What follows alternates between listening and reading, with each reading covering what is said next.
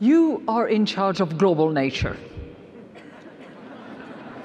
Let's just assume for a second. And I'm in charge of the global economy, just for a second. What's the connection between us? Financial systems, which of course I don't understand, and you do, but financial systems have a lot in common with the natural world systems. Both are economies.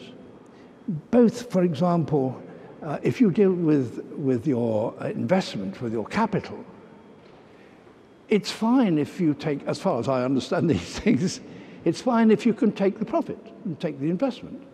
But you wouldn't be so silly as to eat into the capital, would you not?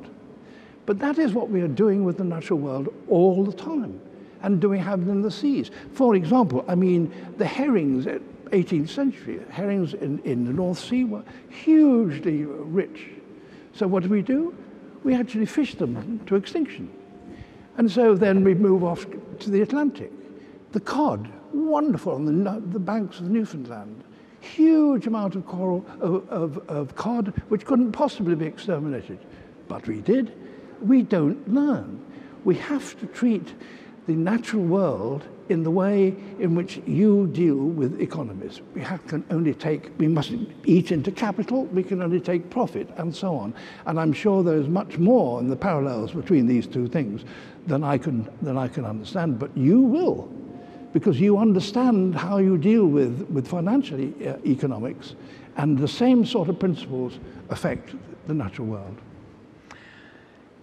Okay.